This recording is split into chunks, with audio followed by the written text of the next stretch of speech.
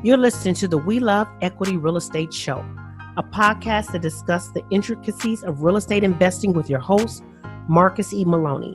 Marcus is a real estate investor best known for being the equity king. He's been awarded that moniker because he and his team find amazing real estate deals. He will be talking with investors who have done some transformational things in the real estate industry.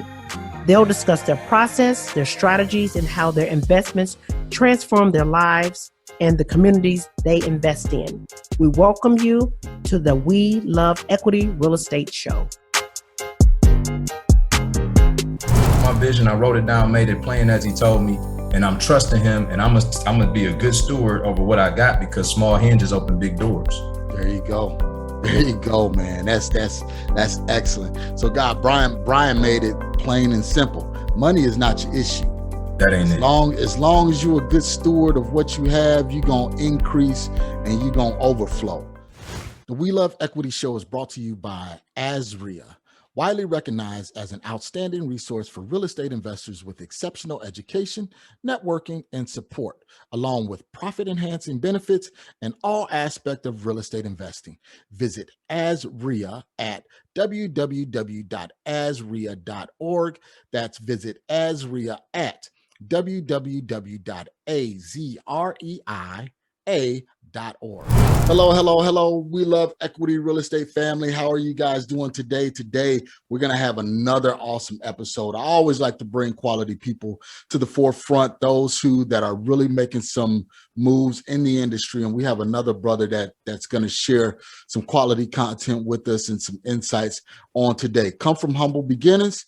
He's a Detroit native. You know, I'm from Chicago. He's from Detroit. So we're cousins, without even knowing each other. We were just kind of talking about that before we got started here. So I really want to welcome Brian Adamson to the show. How are you doing today, Brian? I'm doing good, bro. I appreciate you, man. Appreciate you for having me. Sounds good, man. So for those who don't know you, man, give us some background. Who is Brian? Let's start even before we get into real estate. Give us some background about you. Yeah, man. I'm, as you mentioned, from Detroit, come from a blue collar family. My dad was a firefighter for 30 years for the city of Detroit. My mom was a cashier at a grocery store for 25 years. So really no entrepreneurial background at all. Always had an affinity for making money.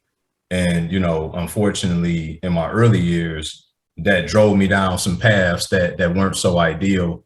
Was hustling in the streets, and my senior year in high school, I was 17 looking at a 4 to 10 year felony, had a full ride academic scholarship to college, which I messed that up going into my freshman year. Well, let's be real. Let's be raw, Brian, because I always like to share my story. Yes, I was in the streets, never got the felony tag. Similar to you, I was, by the grace of God, was able to get out of everything. I mean, I've been in, raids, everything like that, jumping out of second story windows because, as young black men, sometimes you want that quick cash and you seeing others getting that quick cash. So you think this is the way to go. So kind of without really digging into it, I don't want to get too personal, but what happened? Yeah. So, to your point, man, grace of God. So at that time, I was graduating high school. I was fighting this case, kicked out the house. My now wife, then girlfriend, also got pregnant. So by the time I turned 18, I had a baby on the way, kicked out the house, fighting a 4 to 10 year felony, and kicked out of school. And so, but at that same time, I found my way back to church, and I gave my life to Christ. I got baptized during that kind of moment of purgatory. And while I didn't fully understand what that meant, he did. And for me, it was just getting fire insurance because I knew I was in a dark place and I believed enough, you know what I mean? And for him, he started working on things. That case, I ended up getting probation and it got expunged because of the age that I was. So I never got the felony tag officially. My now then girlfriend, now wife of 14 years, been together 20, that worked out. We got an 18, just turned 19-year-old who just got her first investment property while she's in college in Connecticut. Congrats, man. Congrats. Yeah, appreciate that. And when I got rematriculated back into college is where I found real estate in 2006. Okay. Looking for something legitimate to do that was tangible, that made sense to me, and had big zeros behind it. And a buddy of mine was flipping houses in Detroit. Back then, as you know, stated income loans were at an all-time high. Anybody that had a post and wanted a mortgage could get one.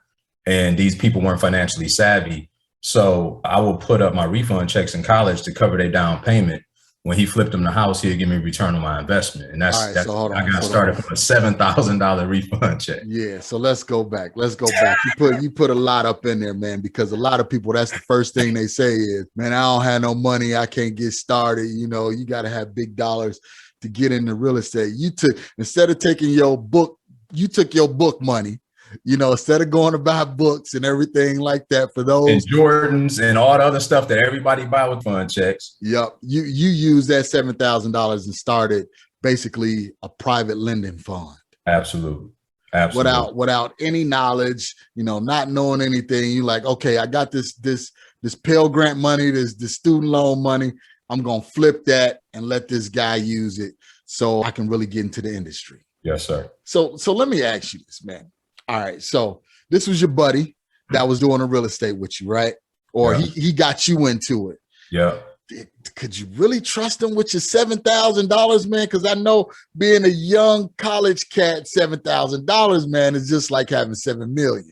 So it's one of those things where God is the master economist.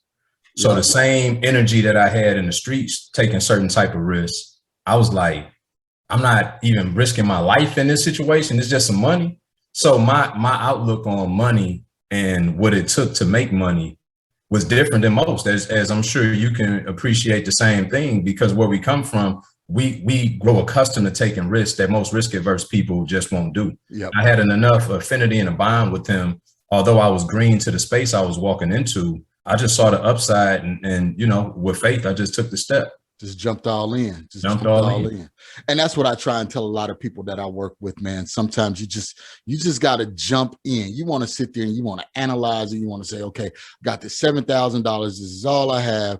Got a new baby, got a, you know, girlfriend, and I'm thinking about marrying and all of this kind of stuff. I can use this $7,000 for a lot of stuff. This is, hey, this is rent for 7 months, 8 months. Really?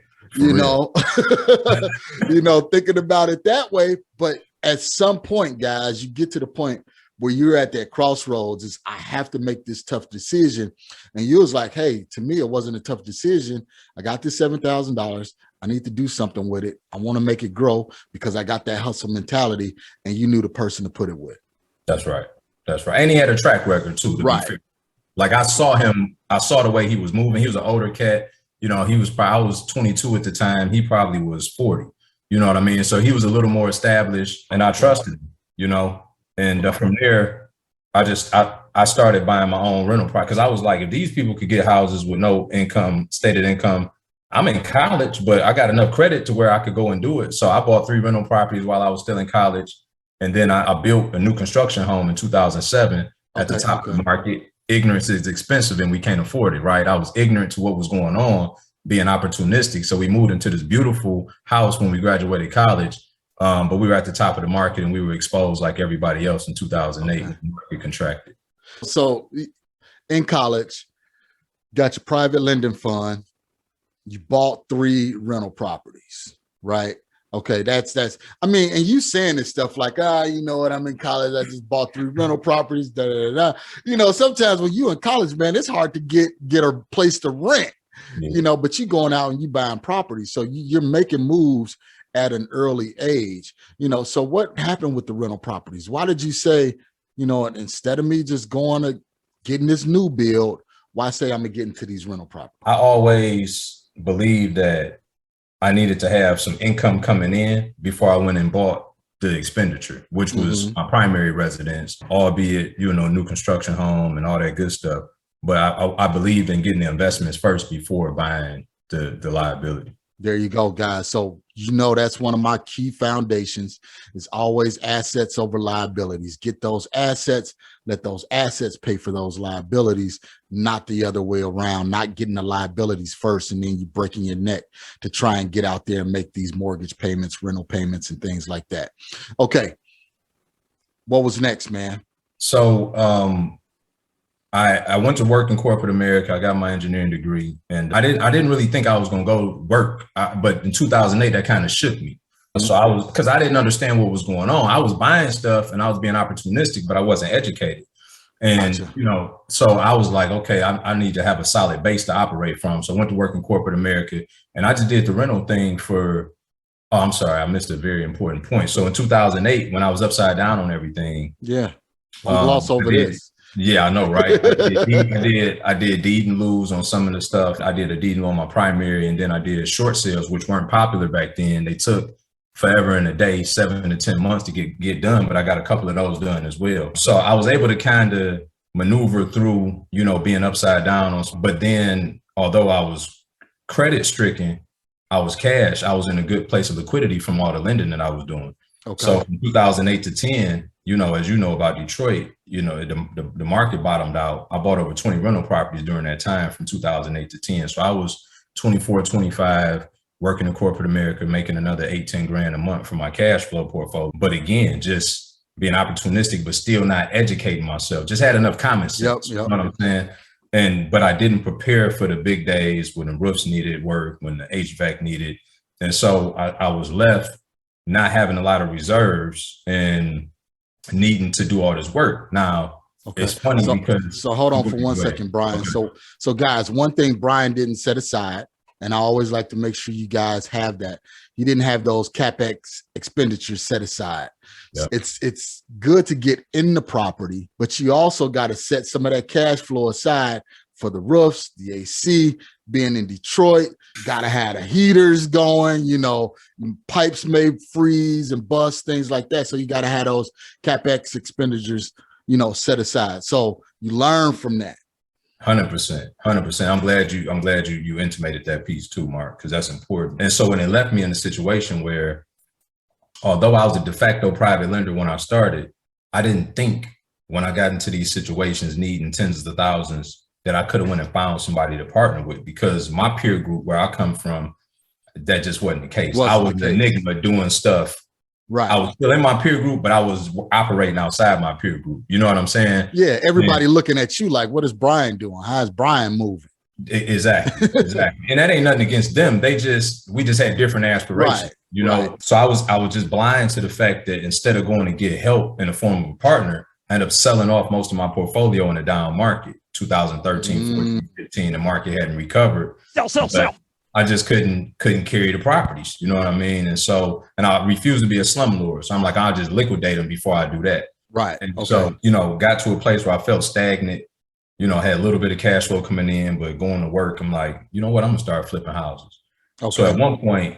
So you're going from the passive income, because normally this is the track that everybody wants. And guys, I'm going to tell you, no matter how much you see the glitz and the glamour of wholesaling, fixing, flipping, all of that kind of stuff, the ultimate goal is the passive income, because 1000%. Everybody want to sit on their butt and they want to get the mailbox money. They want sit on my butt, top of the month. I know I got 8, 10, 15 grand coming in a month without me even doing anything. But you went from the passive income to the active income. Yeah, so I did it backwards. And but that's key for everybody to understand, because you can make those mistakes and leverage those mistakes and still be successful in the end. And that's one thing that I want everybody to understand, is that you're gonna get in this industry, you're gonna make mistakes. It's just what you do and how you overcome those mistakes is really separates the successful from those who give up. Sorry, Brian. That's a sound bite. No, that's a sound bite, bro. Man. Yeah. Amen, brother. So, I get to this place and I'm like, I'm about to start flipping houses. So one of the first properties that I bought and lost, I was able to get it back when the market contracted. And so I bought it cash and I did a cash out refinance on it 9 years later or 8 years later. It had built up in equity over time. So I equity stripped it. And then I was like, you know what? I'm about to start flipping houses. I went and got a pre-approval from Lima One Capital. It's not out them out, but it just came out that way. And I was ready to go. Thank God. For the first time in my life, I saw an infomercial about mentorship and real estate network, et cetera. Okay. And I know a lot of people probably think but where I come from, the only thing that I knew about seminars was Primerica and it was all that pyramid. So where we just don't identify with that. Right. So we just don't get with it. But you've been you've been in the industry for some years now. For 8 years at this point. Yeah, without any education, you just out here just moving, behind the scenes. It's like, hey, I don't know it, but I'm gonna get out here and we're gonna make it happen. Exactly. Even to the point where I done went and got a hard money loan. You know what I mean? Got a pre-approved for a hard money loan, but didn't know how to flip houses. I was in real estate, but I didn't specifically get educated on that sector of doing business, right? So finally, man, and this is a key point too, I want people to really embrace. I was working in corporate America. I was in charge of a very large book of business for this plastics company. This particular day that I had to go to this free seminar, the worst thing happened. One of our top customers, we had a customer complaint to the tune of a couple $100,000. And I was trying to sink my teeth into it, but I had to go to this seminar. And I remember going into my boss office and I told him, I was like, this is how far I done got, but I got something that I got to do. And he looked at me like I had 4 heads. And I say that to only say this: there's going to be points in time in your life where the job, the this, the that, something always going to be in the way. But when you get clear about your destiny and where it is that you're trying to go, you're going to have to make those difficult decisions and live with it and just have faith and trust God, right? And that's what I did. So I went to the thing, parlayed the free event to the 3-day thing. So I was a perfect cut. Number one, I did the cash out refinance, so I had the money in the bank. So you got the money sitting. I got the money. then I'm the green guy who I'm loving the experience. I don't know what they're doing because I never been to one of these before. So I'm the perfect. I'm the perfect prospect. The emotions is high.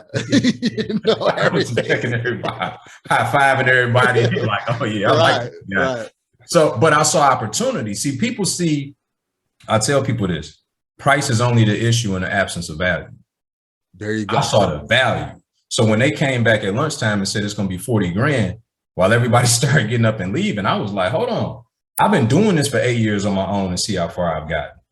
Like you mean to tell me it's other people out here that want to do the same stuff that I do that actually partner with me and help me do it? Right. It's a no-brainer. So I could go spend this 40 grand and try to do a flip on my own, or I can invest this in myself and bet on myself as I have been doing all my life and get myself in an incubator of individuals that can help me get to where I'm trying to go.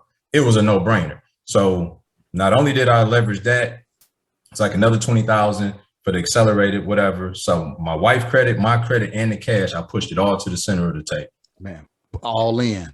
All in. It was not popular at the crib. Trust me. You know what I'm saying? But it was mandatory and I knew better. So within my first 7 months of learning how to flip houses, I went out and raised $1 million in private money from strangers. Right. My business plan was 6 to 8 acquisitions a quarter. I was killing that through quarter 3. I think I ended up at around 22 flips that first year. But while I was printing money at first, I started running into infrastructure problems. Okay. Right. And with that, contractors being the Achilles heel of our businesses, as everybody should know. Let me ask you this real quick, Brian. Okay. Not to cut you off. A lot of people think that money is the issue. And we haven't talked about this. This is completely off script. Is money really a problem when you get into real estate? It's not. I just did a live before this to talk about it's never enough. Yep. It's never going to be enough. And God blesses order and stewardship. So regardless of what your financial situation is today, until your posture changes that you're grateful for what you have and you start to create margin, if you make $50K a year and your expenditures are $48,000 a year, then that's not an income problem. That's a stewardship problem. Yep. You got to go back and reverse engineer. How did you get to this situation? And once you can fundamentally start making those changes and start making deposits incrementally into your future, God will come and bless the rest. He'll make the provision, but you got to start changing the behavior. So no, money is not the issue. Not at all. And it's key that you said that about stewardship, because that's where a lot of the responsibility is, because you can have a lot, but if you don't manage that lot, you can't get anything. So I always tell people, you got to be able to manage the little. The only thing you have, and let's look at this, man, because all throughout the Bible, and I ain't trying to preach, but man, me and you are both believers. Yes, God always start with a little. He give you a little, and he gonna see how you manage that little. Until you can manage that little, he's not gonna bless you with anything else. But once you manage that little, he gonna multiply it. Boom, boom, boom. And you're gonna look around and you're gonna say, man, I got this from this little seed, and Incredible. people won't believe the story. They won't because they just refuse to try it that way. I tell people that we try to fix one bottleneck and create another one. So you already don't have money, but then you will put that ancillary money into scratch offs and playing the lottery and gambling otherwise, and you furthering your already bad situation, quote unquote, right? Instead of just dialing it back, trusting God, holding him accountable to his word that he teaches. And I'm not trying to preach either, but it's just how I live my life. Exactly. And watch him work, man. We got to stop playing God in our lives and putting these borders and constraints around what we're capable of, and being clear about this, my vision. I wrote it down, made it plain as he told me, and I'm trusting him, and I'm gonna be a good steward over what I got, because small hinges open big doors. There you go. There you go, man. That's excellent. So God, Brian made it plain and simple. Money is not your issue. That ain't it. As long as you're a good steward of what you have, you're gonna increase and you're gonna overflow. But That's now right. one of the main issues is contractors. That's right. That's right. And I got a PhD in dealing with them. What happened was my business was scaling, and I had some key people that I thought were there long term. I was green again at dealing with contractors on this level. While they were performing in some areas, I didn't understand all of the various nuances that it take dealing with these guys. And so, long story short, as I started having shortfalls, 10, 20,000 here and there, well, you extrapolate that out over having 10 deals going at once, that number add up. And in result, I lost $500,000 in that process. Wow. And I tell people, man, like, I knew God before, but I got to know God during that time, because most people ain't never seen a half a ticket, much less been in position to lose it, and still here to talk about it. And he started showing me things about stewardship, about myself. And he used that as a teaching moment and a birthing place to my now mentorship program, which I'll get to. But during that time, I learned how to really dial it back and get to root cause analysis versus just creating these workarounds. As a matter of fact, to your point, Mark, I think money can be the biggest detriment to people. I had enough money to where it made me dangerous, to where I was able to mask some of these issues that I had, as opposed to just dealing with them at the root cause of it.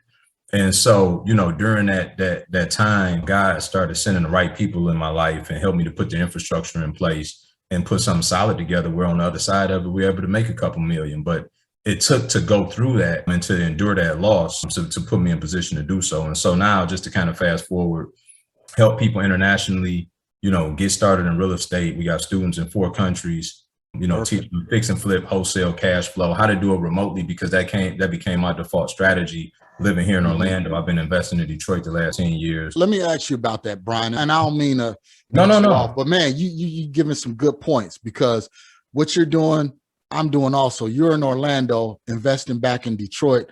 I'm in Phoenix, investing back in Chicago. So for somebody, because some of these markets are super elevated. Like me, I'm in Phoenix. If you don't have a 500 grand, you're not getting into anything. I'm in Orlando, so same situation, you know. So people now, they think that, okay, out of state investing is something new, it's something creative, everybody want to do it. But no, that's just a project of pivoting. That's right. Because I was investing in Phoenix, and I was like, man, my dollars is not going as far as they used to.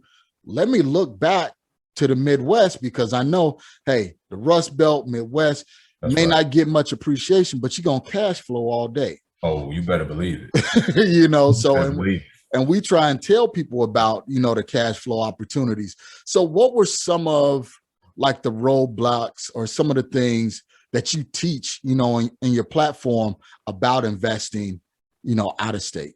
Yeah, I think you only as good as your infrastructure. And although I say I teach it remotely, these principles and practices even work in your backyard. You know, if you want to, it's essentially learning how to replicate yourself in the marketplace without you physically having to be there. And so for me, even in Florida, the stuff that I did, which me like you, I was like, man, the margins it's not good enough, you know, for my time. Right. And that's another value proposition. You know, I teach them, number one, you got to get really good at identifying and running comps, right? You got to get really, really good at that and determining your value, because we make our money when we buy. If you don't evaluate the property properly, then you fail before you start. Right. Absolutely. It's good to especially investing in other markets to not just take your buyer agent word for it, right? It's incumbent upon you to contact several of the agents in that market and say, hey, listen, you know, I potentially may have you list this property that I'm about to flip.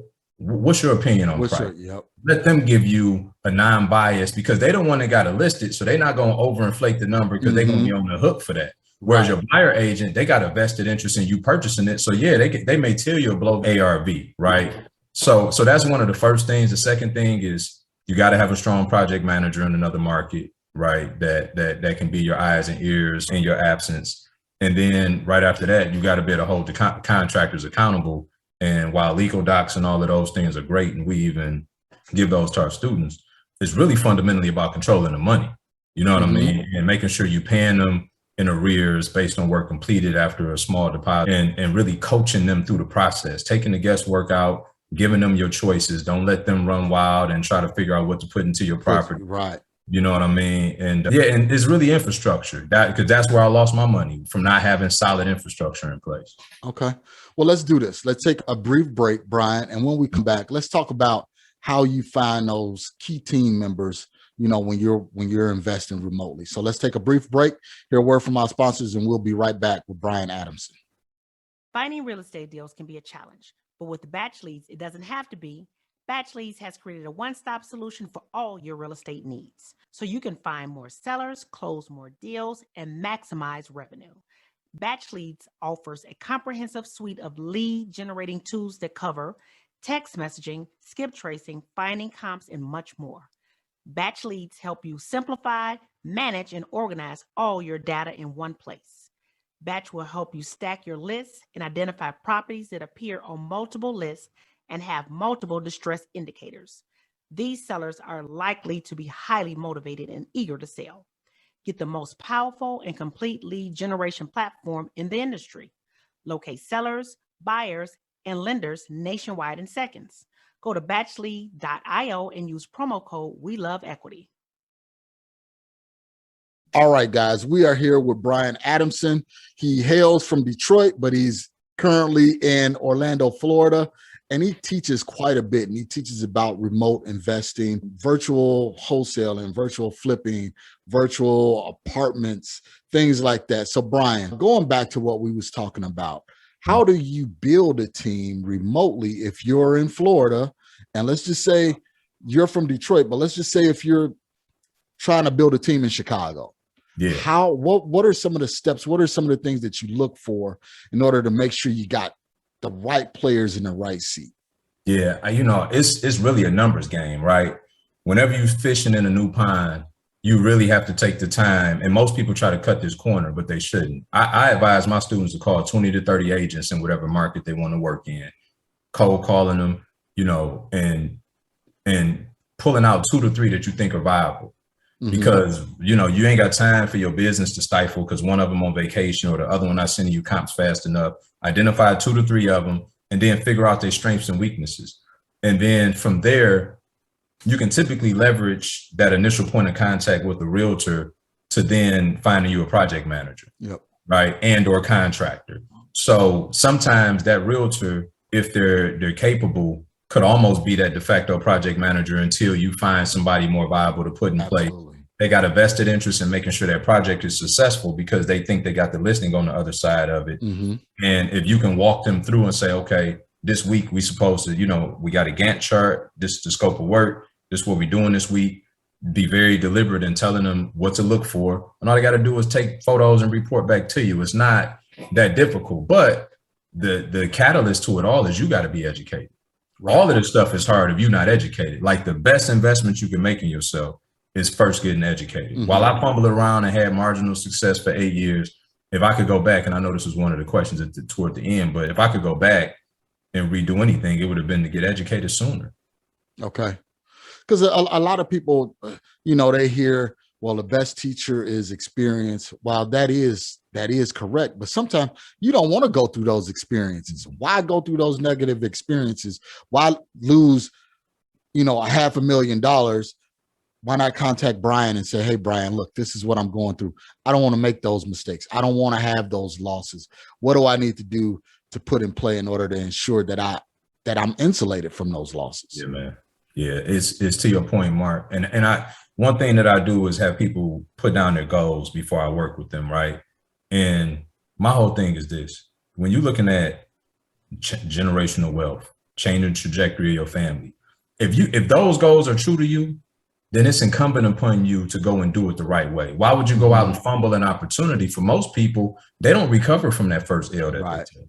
Right. And then they get a bad taste in their mouth and think that the whole thing is flawed, it's a scam. And it's like, no, you just didn't do it right. And the result of that, now you're out of business when you could have went and got the right knowledge. I mean, people don't second guess going to college for something that they don't even know what the job is going to be. Yep. So why would you treat this any different? And you know specifically what you're going to do. You're going into real estate investing. Yep. Absolutely. And I'm like you, I started, and it's funny because we have so many parallels, because I've been doing this for 9 years, and I just started getting educated with the team and having that cohort around me, because although I wasn't stumbling and failing and tripping because I had some people that went a little bit before me and I can ask them, but really having that team around me that's having massive success and showing me some of my areas of deficiencies, I didn't have that. And now, since I have that, I'm starting to see things just pick up and escalate, extremely fast. Man. So to say all of that, guys, get educated. I don't care who you get educated from, but make sure you vet, that teacher, that instructor, ask them, hey, what are you doing? That's a great question. Because there's a lot of people out here that are on Instagram saying they doing all of this kind of stuff, walking other people's properties. Hear me, walking other people's properties and giving notes about their properties as if it's theirs. So guys, just make sure you do your homework. Yeah. And just to piggyback that, Marcus, if I can, everything in life, if you want to be successful, it goes through these 4 steps: desire, education, practitioner, expert. And to your point, it's so many people out there with the desire, and they skip into being an expert on Instagram. They've never gotten an education, and they've never been a practitioner, right? And then you got other people that go desire education, and because they read it in the book, they think they can teach you. That don't qualify you as an expert either. If you haven't been through the fire and run all these reps that me and Marcus have run, it's just certain stuff that, regardless of how many books you read, you would never know what we know. Yeah, you don't have the understanding of waking up at 4 o'clock in the morning saying, man, I just don't understand this. Man. What do I got to do? Dropping to my knees like, okay, let me go in the other bedroom. Okay, God, I need you to tell me something because I just don't know. I don't have the answers, And if you haven't went through that, man, just be prepared, not to scare you, not to instill fear or anything like that, but just so you're aware that that adversity will come, but you have to overcome that adversity. And the best way to overcome that adversity is by having someone that went before you that can talk to you about those adverse conditions that you're facing. Absolutely, bro. So tell us, Brian, education, man, iFlip University. Tell us all about it. Yeah, so iFlip University is our online on-demand platform, which gives you all the curriculum on how to flip houses remotely, wholesale remotely, cash flow remotely, how to set up all the infrastructure for all 3 facets of investing, how to create tax shelters for yourself, how to raise money, everything. And then I have my apprenticeship program, which is still the core curriculum of iFlip, but then it's one-on-one mentorship with myself. And then you're a part of a network of investors who lend money to each other. They partner with each other, joint venture. It's your resource center, so you get me as your navigation system, and then you got the network as your resource center. Okay.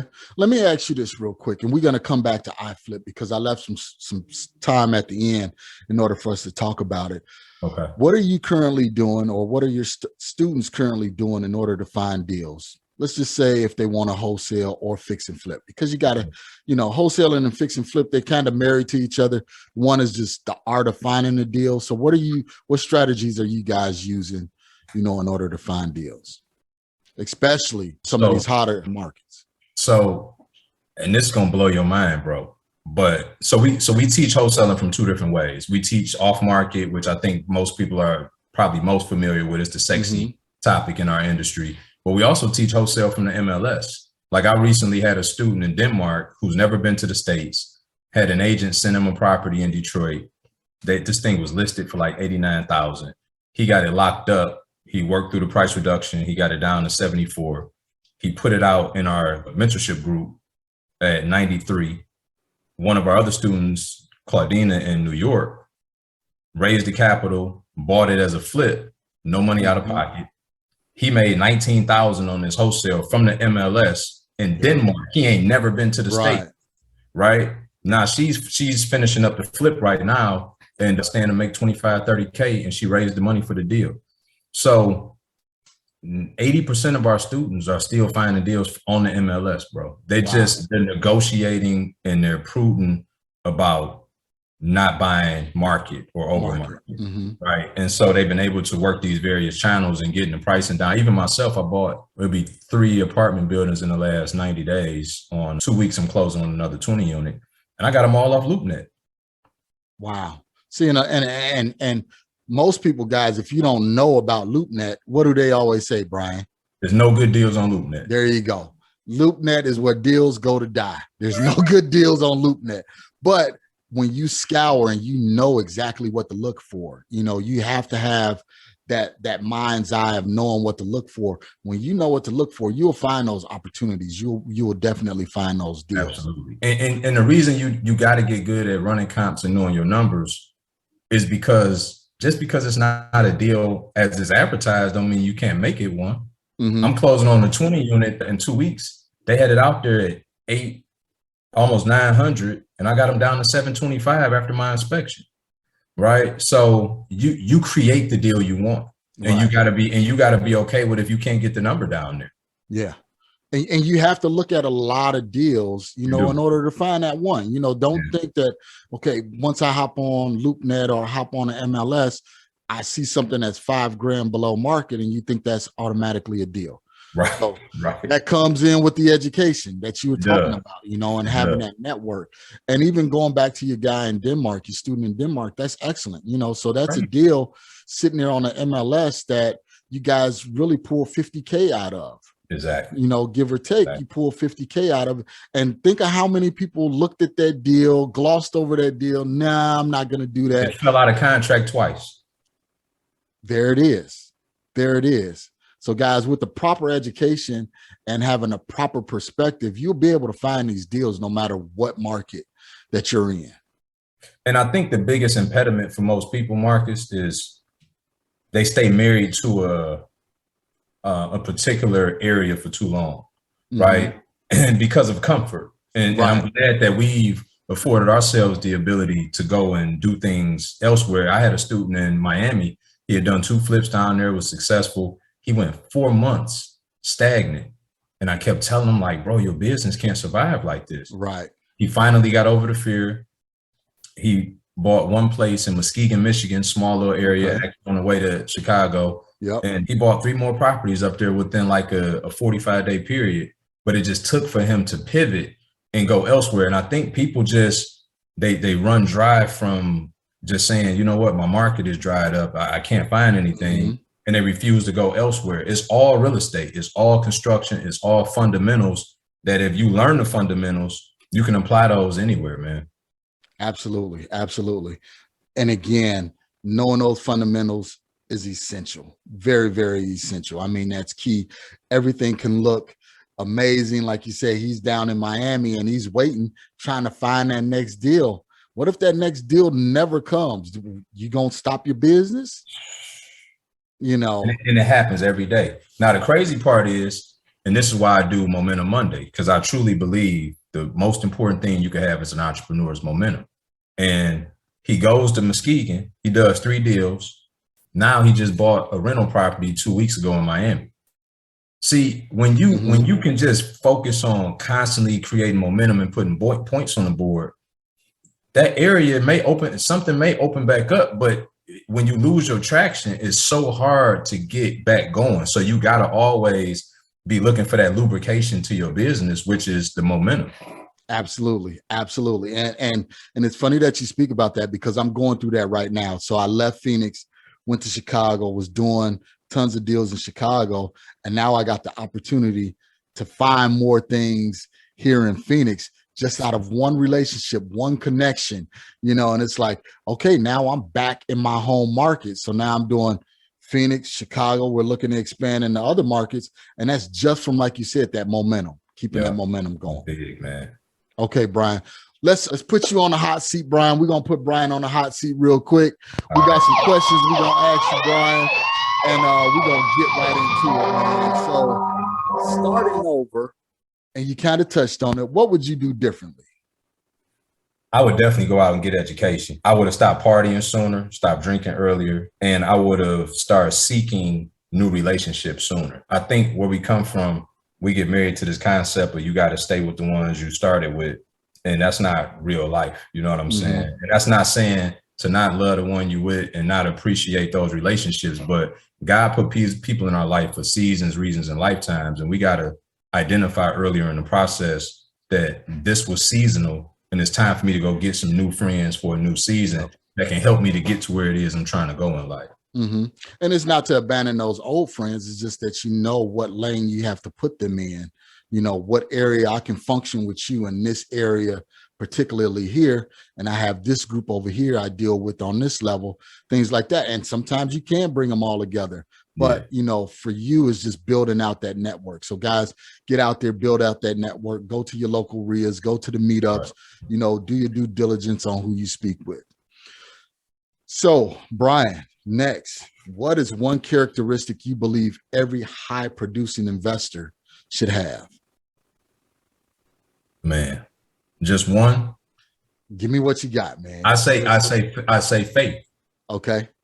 I think that entrepreneurs, the most successful ones, are probably the most faithful people on the planet, because it takes a different kind of person to wake up every day and not know who's going to give them their check.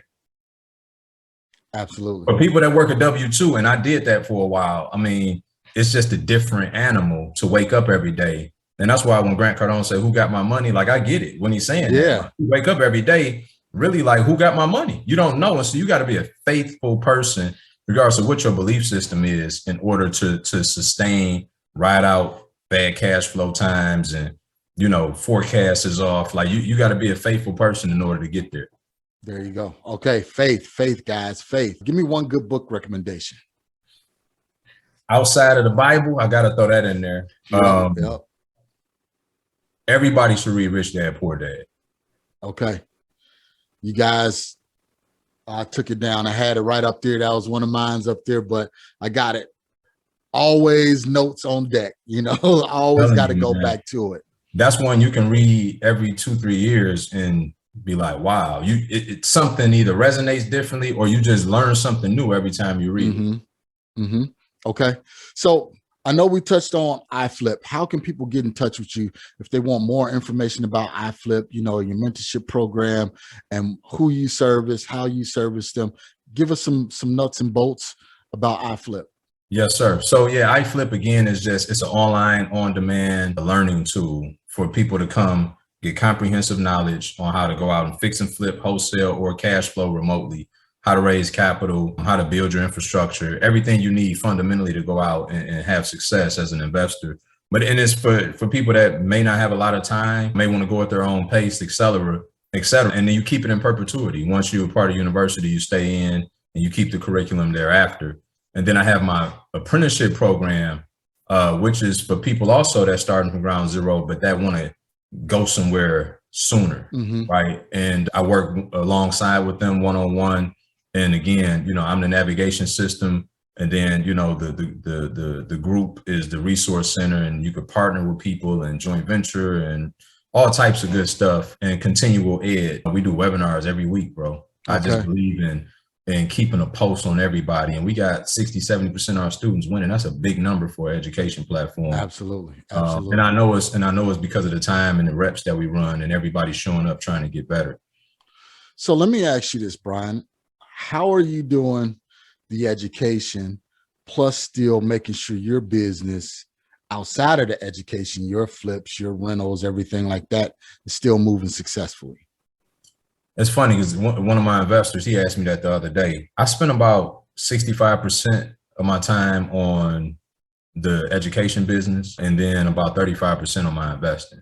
So what I've been able to do is fundamentally, like I had a call with my operations team this morning on the investing side at 10 a.m., contractor project managers. So I've been able to replicate myself by hiring and vetting good people to where I've kind of removed myself from as much of the day-to-day as possible, but still keeping my pulse through systems on what's going on. I got all the data I need at any time I need to access it, et cetera. So that affords me then to be able to spend time doing what I love most, which is pouring into my students and building those relationships and helping them the businesses that they want as well. Okay, guys, you know it. You know, that's what we want you to do. We want you guys to win. Brian wants you guys to win because it's important, because starting out in this industry or even pivoting to a different area within the industry, it's not easy, but as long as you insulate yourself with the right people, you can definitely be successful. So Brian, in parting, man, give us some words of encouragement for that person that's going through that 3-month lull, or that person that's looking to get started saying, I don't have money, I don't have this, you know, in that negative mindset. What's some words that you can give them to pivot them and change that and give them some inspiration? So my mantra is stick to the mission, right? Okay. And I think everybody can resonate with that. First, you have to identify what's the mission. Right. And once you're clear on what's the mission, then you got to stick to it. And so that's the proverbial never quit, never die. And so, you know, if you're in a 3-month lull, but you've been consistent, then keep going. Go back and look at the data. No's are data. We got to stop getting discouraged by no's. If you try to raise capital and you got 5 no's from 5 different people from 5 different sectors, then maybe the presentation is flawed. Yeah. Right. Maybe you need to go back and rework the presentation and how you package and deliver that conversation. If you've been submitting offers, maybe your market is stale. And if not, maybe you off by 3,000 to 5,000 that'll get you an offer accepted, and then you could reverse engineer and get a price reduction out the situation. So we gotta be intentional about what we're doing. We got to stick to the mission, and we got to be open, honest, and transparent with ourselves first, and have accountability, evaluate the data, and let the data tell us what we should do next. But ultimately, you can't quit, period. There you go. Right there, guys. You can't quit because the opportunities are out there. If you don't go and get them, somebody else will. Brian gonna go and get them. I'm gonna go and get them. Somebody's gonna go and get them. So Brian, I want to thank you, man. I really appreciate you being on the show on today. You gave some valuable insights, some valuable content, and words of encouragement for our listeners. So thank you so much. I really appreciate you. Thank you for having me, bro. It's been a joy, man. And also, I failed to mention, people can find me at Brian_Adam1 on Instagram, and then they could go to Brian-Adamson.com as well. There you go, guys. I'll make sure all of that information is in the show notes so you can reach out to Brian personally so you can get more information about what he's doing in Orlando, Detroit, everywhere else. So Brian, thank you so much. It was a pleasure, man. It was definitely a pleasure. Big ups in my book. We look forward to connecting and collaborating more in the future. So guys, get out there, follow Brian, get connected with Brian, and see how you guys can work together. Yes, sir. All right, guys, you heard the information right there, you know, and we had a good talk before.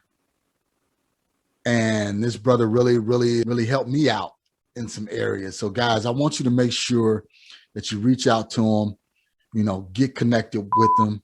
You know, he's a strong believer. He's a strong man of God, a great real estate investor.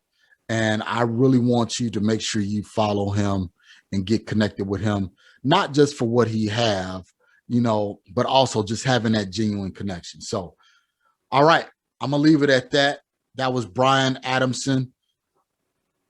Very good information about how we started, what he's doing now, how he can help, you know, in the area of lead generation, you know, closing deals, getting things set up, building your team remotely so you can get into different markets. So it's Marcus Maloney. You guys know what to do. Always remember to enjoy the journey, and I will see you in the next episode. Thank you for listening to today's show.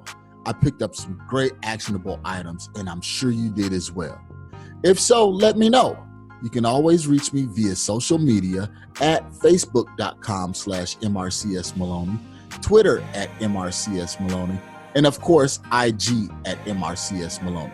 You can also always reach me via email at mmaloney@equityri.com. Make sure you reach out to our guests as well. You can always find their contact information in the show notes below. If you have not subscribed already, what are you waiting for? Join the family. And while you're at it, leave us a 5-star review. This is how we tell if we're providing you with what you need for your journey. If there's someone you would like for me to interview, or if there's a subject matter you would like for me to cover, please let me know. Finally, if you're looking for additional information about real estate investing, go to equityrealestateblog.com. Also, youtube.com/Marcus Maloney. Until next time, family, always enjoy the journey.